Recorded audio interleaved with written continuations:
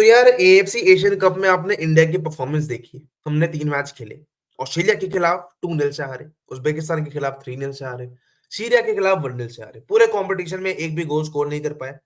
Competition में जाने से पहले हमारा कोच बोलता है ज्यादा उम्मीदें मत रखना यार इस कंपटीशन में। ये मेंटालिटी थी हमारे कोच की। ये मैं इसलिए कह रहा हूँ क्योंकि हमारे देश के बहुत ही बेहतरीन football creators, top football SD, खिरेश, ये ऐसे क्रिएटर्स थे जो कि सेकंड मैच तक इंडिया को डिफेंड कर थे कि प्लेयर्स की कोई गलती नहीं है, उन्होंने अपना खून पसीना बहाया है पिच पे। और ऐसा बिल्कुल भी नहीं था। India played the worst worst football. इससे एंड इनका ये एजेंडा था कि जो इंडिया को क्रिटिसाइज कर रहा है, they are against India, they are not supporting it. अगर मैं अपनी टीम को क्रिटिसाइज कर रहा हूं, मैं कह रहा हूं तुम गधों की तरह खेले हो। जब तुम गधों की तरह खेले हो तो उससे मेरा फैंडम कम नहीं हो जाता। I expect more from them. इससे मेरा फैंडम बढ़ता है। ठीक है, मैं ये नहीं कह रहे तुम कुछ नहीं कर सकते। हम ये कह रहे हैं कि तुम इससे लाख गुना बेहतर कर सकते हो, तुमने कुछ नहीं करके दिया। तो ये एजेंडा जो रन हो रहा था, अब इस जीत के बाद, अब कहीं ना कहीं ये क्रिएटर्स रेफरेंस देंगे कि इंडिया भी कर सकता है ऐसा कुछ। बट पूरा कॉन्टेक्स्ट में समझाता हूँ। जॉर्डन वर्सेस साउथ कोरिया का मैच था, semifinals of the AFC Asian cup. Jordan जो 86 पायदान पे थी, 87 पायदान पे थी, और तुम्हारी साउथ कोरिया जो कि तीसरे पायदान पर है इन एशिया। एशिया में तीसरे पायदान पर है, और साउथ कोरिया 22 पायदान पे है पूरी वर्ल्ड में। ठीक है, क्लियर रहेगा। साउथ कोरिया 22 पायदान पे और 87 पे थी तुम्हारी जॉर्डन। रैंकिंग्स में चेंज आ गया, इसलिए थी बोल रहा हूँ। जॉर्डन ने जो मैच खेला वो तुम इस स्टैट से देख सकते हो। अगर ये स्क्रीन शेयर हो रही है तो यस हो गई होगी। या ये स्टैट देखो तुम। ये एक ऐसी टीम थी जॉर्डन जो एकदम काउंटर अटैक पे खेली। फर्स्ट हाफ पे पूरी लॉन्ग बॉल्स के थ्रू जा रही थी, पूरे लॉन्ग शॉट्स के थ्रू मार रही थी। इंटेंसिटी इन्होंने पूरे गेम हाई रखी, साउथ कोरिया को सेटल नहीं होने दिया पूरे गेम में। And at the end position आप देखो तो 30-70%। देवर प्लेइंग लाइक, अगर मैं ऑनेस्टली बोलूं तो रियल मैड्रिड जो मूरिन्हो के अंडर खेलती है। एंड जॉर्डन ने 30% पोजीशन के साथ, जो जॉर्डन ने शॉट्स अटेम्प्ट किए ऑन टारगेट वो 7 है, और साउथ कोरिया ने जो टोटल शॉट्स लिए हैं वो 8 है। टारगेट पे एक भी नहीं गया साउथ कोरिया का शॉट। जॉर्डन के 7 शॉट ऑन टारगेट है, 17 उन्होंने लिए हैं। फर्स्ट हाफ 0-0 से एंड हुआ है। साउथ कोरिया ने बहुत करीब आए थे गोल मारने के, एक बाई से साउथ कोरिया बहुत करीब आई थी गोल मारने के, एक बाइसाइकिल की गोल पे लगी, एक दो चांसेस और थे, but they were just close. And Jordan were closing the door for south Korea in the semifinals. दरवाजे बंद कर दिए। बॉल इन्होंने लाइन के पार पहुंचाई, दोनों बार गोल के अंदर डाली और जीत गए।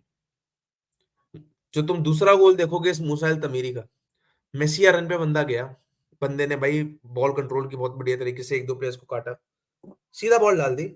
मतलब एकदम लेफ्ट फुट से एकदम कर्व कर दी on to the bottom of the, मतलब left side, left bottom of the net पे इसने बॉल मार दी, और बहुत ही प्यारा गोल था। तुमको जाके जरूर से जरूर वो गोल देखना चाहिए, हाईलाइट जाके देखो। एंड हाईलाइट देख के तुमको स्टैट्स पूरे समझ आ जाएंगे कि ऐसा क्यों है।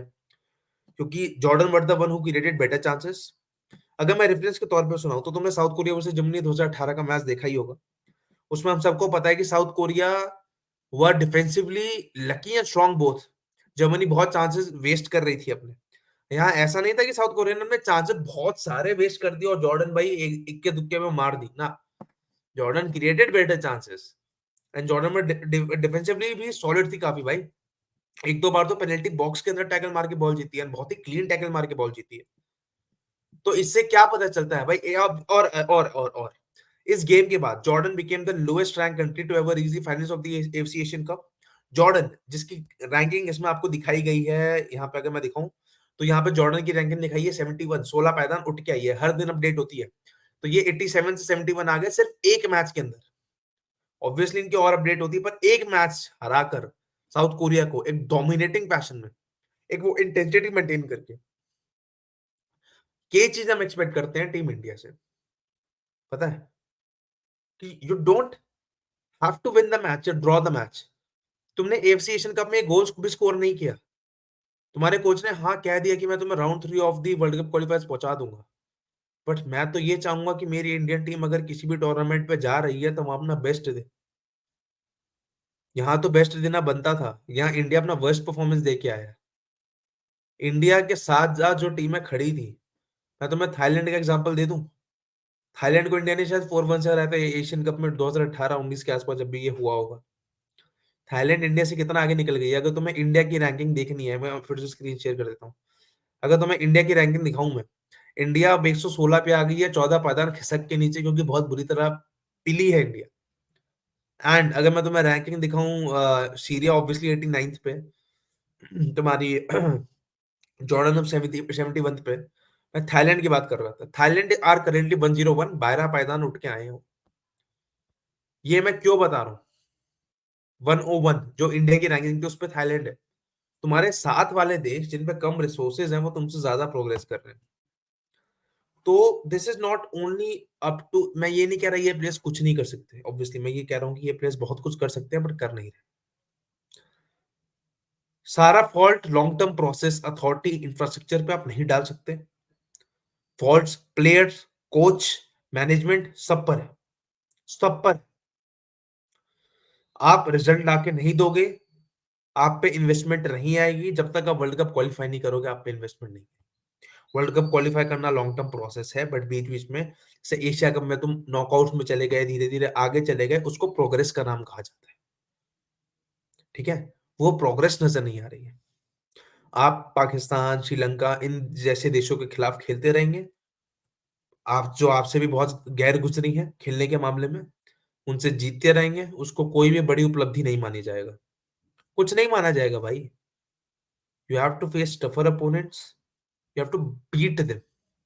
इंडिया की बेस्ट परफॉर्मेंस या best result based performance under your manager एगोस्टी मैच इस इंडिया वर्सेस का था, जो 0-0 से ड्रॉ हुआ था लास्ट बार क्वालिफायर में, जो डिफेंसिवली इंडिया पूरा पीछे बैठ गया था। मुझे, मैं लिटरली कह रहा हूँ, ब्रांड ऑफ फुटबॉल मुझे नहीं चाहिए ऐसा। अगर we are not able to, you know, अपना हम खेल ही नहीं पा रहे, वो प्लेयर्स ही नहीं है।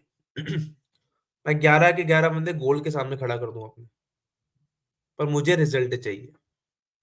लॉन्ग टर्म प्रोसेस के हिसाब से 20-25 साल, 30 साल निकल जाएंगे, मैं बुढ़ा होकर 50-60 साल का हो जाऊंगा, इंडिया तब भी स्ट्रगल कर रहा होगा वर्ल्ड कप पहुंचने के लिए। इतना लंबा नहीं रुक पाएंगे। समझ रहे हो? We need result. Mourinho type का मैनेजर आता है, जैसे तैसे गंदी फुटबॉल खिला के भी अगर वो मेरे को 1-0, 2-0, 2-1, 1-1 जैसी तैसी विक्ट्री और ड्रॉ निकाल के दे रहा है, मेरे लिए बहुत, बहुत, मैं खुश रहूंगा उस रिजल्ट से। मेरे लिए वही बहुत है, क्योंकि प्रोसेस वो सब बनता रहेगा।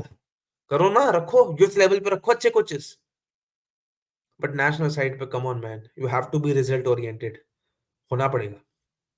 एंड देखते हैं क्या करती है टीम। ये एक होना चाहिए आई ओपनर्स टू। अब यही क्रिएटर्स बोलेंगे देखो जॉर्डन कर सकते तो हम क्यों नहीं कर सकते, हम तो कर सकते, हम आगे आके करेंगे। बट जब क्रिटिसाइज करने का बात आया, तो यही क्रिएटर्स सिर्फ चाटने में लगे होते, to be really honest. Fan हर कोई होता है, फैन मैं भी हूँ, पर जब खराब खेलोगे तो मैं बोलूंगा खराब खेले। यहाँ बैड लक वाली बात ही नहीं है, या खराब खेलने वाली बात है। बस यू नेक्स्ट टाइम।